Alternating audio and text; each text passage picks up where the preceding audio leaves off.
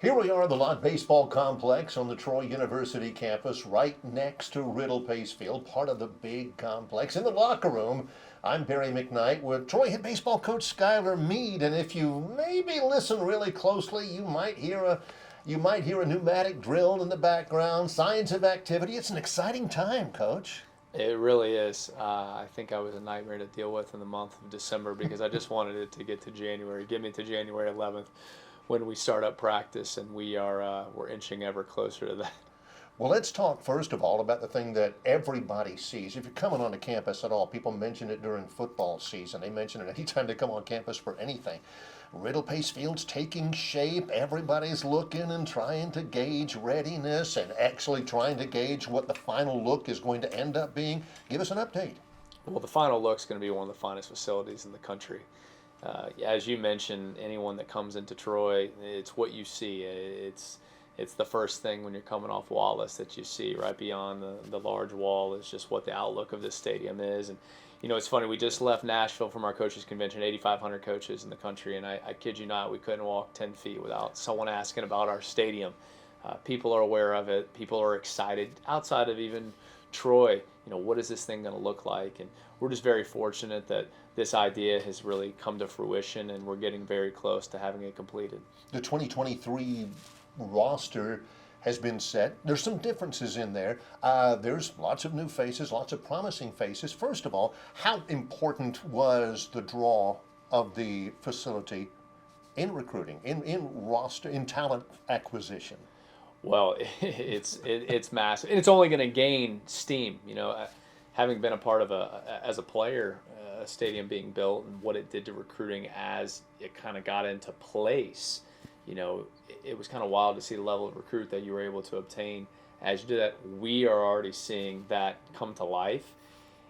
There's a guy on our roster that I'll never forget. I was on a FaceTime with this summer when they first started knocking things down, and we were on a FaceTime, and behind me you could see a wrecking ball knocking over the ticket office, right? So it wasn't just that I'm just saying, hey, here comes a new stadium. Trust me. Hey, there went a building. It just got knocked down, and so we know it helps. You have to invest in order to have people come and invest in you.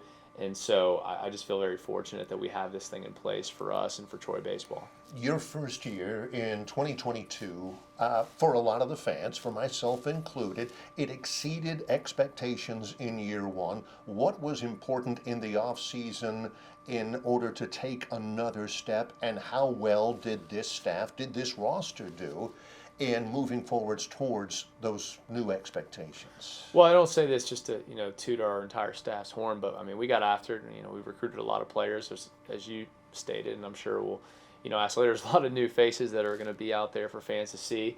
One of the things we really wanted to shore up was just providing pitching depth. To be quite frank, that was something we just felt we got a little short on last year. And not to rehash everything in 22, but you look at some points in the season that were pivotal where we were going to put ourselves in a unique stratosphere in terms of potential, bid, things of that nature. And we just ran a little thin, and it came back to get us maybe at the wrong times. Beginning of conference, we were a little thin. We got to May, we got real thin, and we just weren't able to overcome that. I wish we were, and our team still did great things. Our 22 team they gave every ounce of effort that they have as a collective 35 guys. And I think that a lot of them, almost all of them, maximized themselves, which was great, and that's what we wanted to establish culture-wise.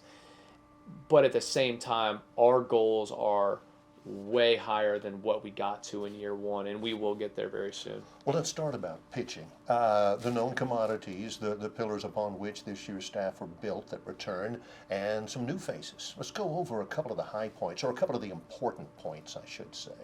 Well, certainly, I know everyone around Troy and the Sun Belt, and really nationally for that matter, know about Gary. Gary's a guy last year that, was punching out almost 10 per 9 and improved his repertoire a lot last year. Was fortunate enough to pitch in the Cape Cod League a little bit. We need him healthy and being durable and being able to post every week, and we expect that he can do that. Brady Fuller is going to be in year 2. Brady, until a tough kind of last 2 weeks of the season, was probably going to be the freshman of the year in our league. Had put up phenomenal numbers. Just had a little bit of what you run into as a freshman when you're asked to do more, right? Had to move him to the Fridays, and that's a tough for any freshman, even as talented as Brady.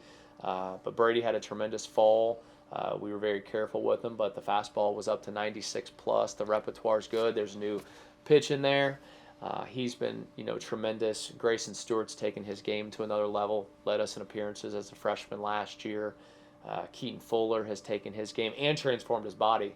If you saw Keaton Fuller walk by, you would go, "Who is that?" Because he's put on 40 pounds. He's 190 pounds now. He looks tremendous. Those are just some guys, just returner-wise, that are going to have to be, off the charts for us. But there's certainly a stable of new guys, too, that'll have to do very much the same. Name some names of that stable. Certainly. Zach Fruit, transfer from Eastern Michigan, fastball up to 97, is a kid who has really worked to alter his style in what he's done. He's always had a great arm, but we're going to try to make him a great pitcher. Benny Thompson, fastball up to 96, 97. Very strong, stocky righty from John A. Logan that we got. Grady Gorgon, who led all of junior college baseball last year in ERA, and then also was off the charts in the Northwoods League. A lefty from a very unique slot, was unbelievable in the fall, struck out 2 per inning, was outstanding. Taiga Yamain, guy we have from Tacoma Community College via Japan, had a really, really good fall, good breaking ball. Zach Szabo is a freshman from Canada who was on their world team, got the pitch actually in the World Cup down in Sarasota in September, plus breaking ball, good stuff, hyper competitive. All of those guys had tremendous fall, and I could go to Noah Manning, an Iowa Western Community College transfer who pitched the most innings for us this fall, really developed his style, made an arm slot adjustment, and was really good, and one that we trust to attack the strike zone. So a lot of guys, and there's many others that are going to come into the fold that have to be good, and in the end we need all of our 21 pitchers to be good, because in the end you're going to experience injuries, you're going to experience ruts.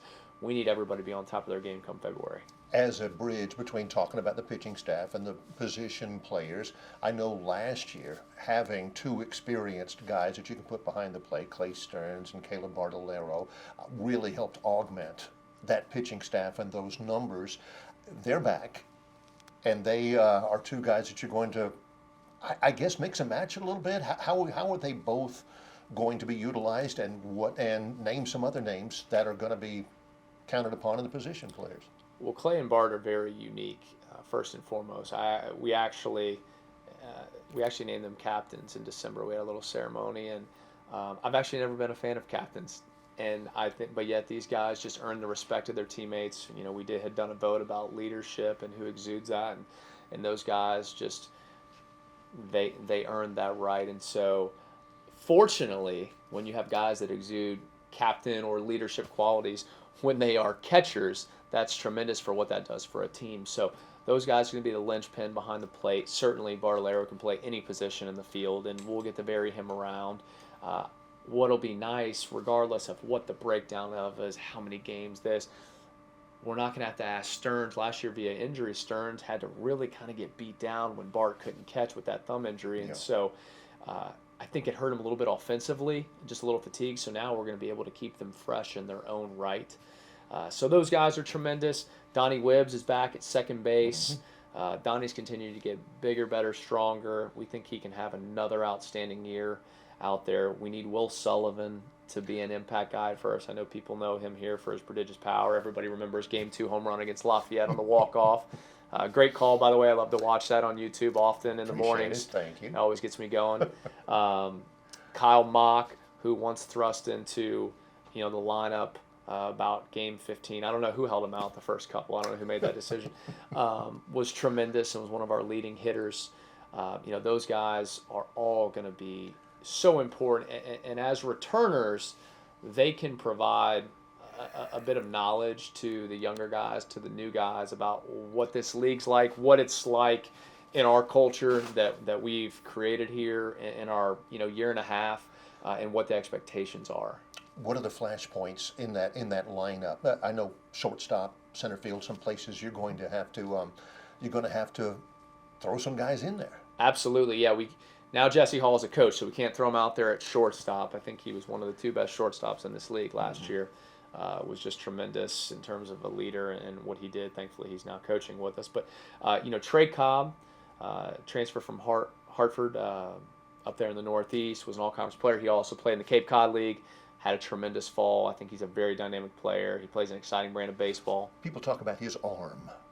It's a bazooka. Yeah, Coach Wolgamont gets mad at me because I tell him every day, I'm like, hey, maybe we should bring him to the mound. But it is a bazooka. It's funny, I was talking to Coach Lamonis. We'd played Mississippi State in the fall, and he made a couple throws in the hole in the first 3 innings of the game, and Lamonis said, that's about as good an arm as I've seen in a long time. And so I think that speaks a lot for someone that sits there and watches 10 straight weekends of SEC shortstop. So him and Lance Gardner have been working out at shortstop. Lance is a junior college transfer from out west via Saddleback Community College, who's a versatile defender. The bat really picked up as the fall went on. He did some tremendous work to get his path better. We've had 2 junior college guy, Ethan Cavanaugh and Ben Arnett, working at third base. Two of our leading hitters in the fall. 2 guys who have always been production guys. We're trying to button up some things defensively, but they've been working their tails off to get better. A guy in center field who had an off the charts last couple months with us is Cole Myers via LSU Eunice. Stole 58 bases there last year. Played really well, hit a home run in both of our fall outside competition games. He can really run, no fear on the bases, has juice to multiple gaps, and really has begun to play a great center field. A return of Brandon Schreff has improved his game out there too, and he's also going to be asked to do things on the mound, so he'll be a bit of a flotational guy. In the outfield, we have a Mississippi State / Chipola transfer, Shane Lewis, switch hitter with insane juice, batted cleanup for Chipola last year behind Cam Collier, who was a first-round pick to the Reds. If we can get Shane to make consistent contact, he's a dynamic player, very athletic in the outfield. Those guys need to be good. We have a real wild card for us is a kid out of Pearl River Community College. They won the national championship last year in D2, Matt Mercer. He's a creative player, 6'4", 225, not an ounce of fat. We worked him at first. He catches. He worked in right field. He worked in left field. We got him up on the mound. He's going to be a bit of a Swiss Army knife because he's too good of a player to just pigeonhole him to one thing. And so, we're going to see what he becomes. But there's a lot of interesting pieces that, are we going to have them all figured out on February 17th? No, I'm not naive to think we're perfect, but we have enough that I think there's going to be some interchangeable that'll give us a very diverse lineup. February 17th is the home opening series. Evansville comes in. I know the aim is to have a lot of this figured out by the time conference play rolls around. The schedule should provide plenty of opportunities and plenty of real competition. Absolutely. Well, I think what's really unique with our schedule that people may not realize, and I was just speaking at an event earlier today, each of the teams that we play the first 4 weeks are predicted to finish top 3 in their league. Between Evansville, Stony Brook, USC Upstate, and when we go on the road to Central Florida. And so while that obviously presents a challenge, it's what you want. It's what you want for your team to prepare you for this elite conference that we are in the Sun Belt. It's what you need to get better, right? If I told you last year Kennesaw State ended up being top 10 in RPI, they came in here, we won 2 of 3, right? We went on the road to go play Georgia Tech. They were top 20 in RPI. We got the win. That spearheaded us to a great weekend where we had swept the team here. So I think good competition early is going to allow us to be comfortable to play in that 4-3 game that inevitably you're going to have on a Sunday to win a series against Southern Miss. Or you're going to have that game where, hey, one of the teams we play early can really run like Lafayette. How are we going to hold the run game as we get into the league? Thankfully, the 4 teams we play in our non-conference weekends, obviously as well as some very tough non-conference midweeks, they're going to prepare us because they have very diverse styles for what will happen over those 10 weeks or 30 games in the Sun Belt. And that's what you need. To be at championship level, you have to be able to win a lot of ways.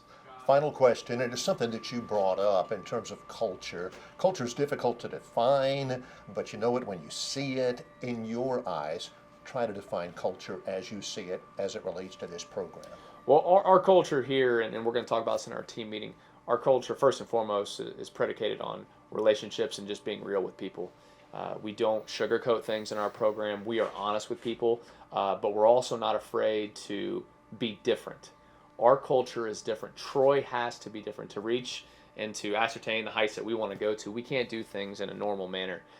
So from the way that we have to lift, the way that we are going to run, the way we're going to run the bases, the way that we're going to pitch, stylistically how we are going to pitch, we're going to be on the cutting edge, or we're going to do those things at such a high level because we will not just be vanilla, right?